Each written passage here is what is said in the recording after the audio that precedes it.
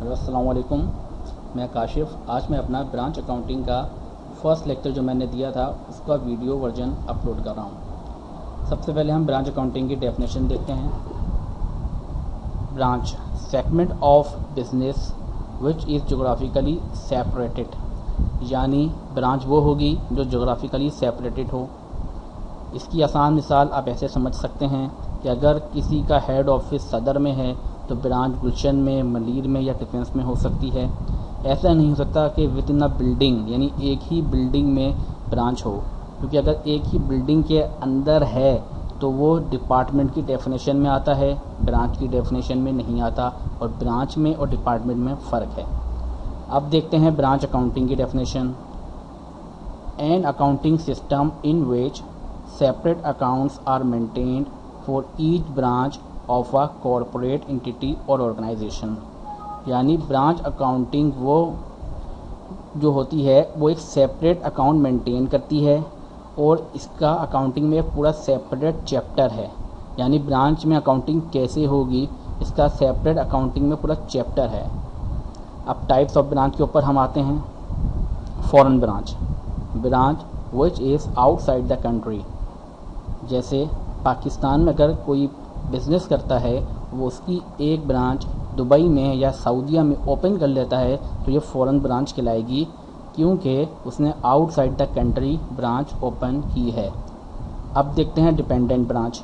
Branch which is not maintain accounting record, only maintain memorandum record, it depends on head office. यानी dependent branch वो branch है जिसकी accounting policies head office जो है वही define करता है, वही बताता है। वो सेपरेट अकाउंटिंग रिकॉर्ड मेंटेन नहीं करते, एम्प्लॉई को हेड ऑफिस की परमिशन के बगैर हायर नहीं कर सकते।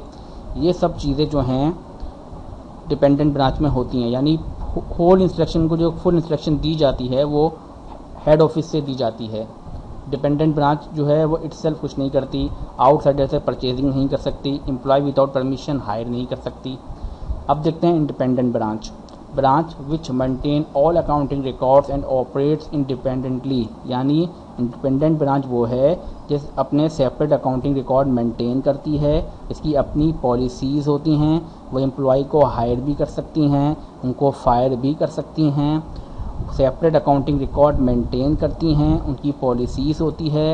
इनकम स्टेटमेंट, बैलेंस शीट अपने अलग से बनाती हैं, जितने भी फाइनेंशियल स्टेटमेंट हैं सब सेपरेटली बनाते हैं वो। अब एक कॉन्सेप्ट मिसकॉन्सेप्ट ब्रांच अकाउंटिंग में पाया जाता है वो ये कि बहुत से लोग ब्रांच की बुक में हेड ऑफिस के अकाउंट को लाइबिलिटी पढ़ा देते हैं। असल में वो लाइबिलिटी है नहीं, जब वो खुद भी इक्विटी अकाउंट ही है। अब सवाल ये पैदा होता है कि जब इक्विटी अकाउंट है तो हम दो इक्विटी अकाउंट क्यों बनाते हैं कि एक ब्रांच का भी इक्विटी अकाउंट बनाएं और हेड ऑफिस का भी इक्विटी अकाउंट बनाएं ब्रांच की बुक में। इसकी ज़रूरत इस वजह से होती है कि जब इंडिपेंडेंट ब्रांच है तो हम उसकी परफॉर्मेंस को चेक कर सकें। यानी हम ये चेक कर सकें कि हेड ऑफिस ने कितना कंट्रीब्यूट किया है और ब्रांच ने कितना प्रॉफिट अर्न करके कंट्रीब्यूट किया बिज़नेस के अंदर। इस बेसिस के ऊपर हम जो ब्रांच के एम्प्लॉय हैं, मैनेजर हैं, उनको प्रमोट कर सकें, प्रमोशन दे सकें उनको, और ब्रांच को हम जो है वो बोनस वगैरह जो भी हम देते हैं वो दे सकें। और हम ब्रांच के रिगार्डिंग जितने भी डिसीजन होते हैं कि कौन सी ब्रांच को हमें जो है वो क्लोज़ कर देना चाहिए कि वो प्रॉफिट नहीं कमा रही, या कहाँ कहाँ ब्रांच खोलनी चाहिए, इस बेसिस पर फोरकास्टिंग हम कर सकें। यह डिसीजन मेकिंग में हेल्प करती है। इस वजह से हम दो इक्विटी अकाउंट मेंटेन करते हैं। आई होप कि आपको लेक्चर समझ में आ गया होगा। नेक्स्ट लेक्चर तक ले इजाज़त दीजिए। अल्लाह हाफिज़।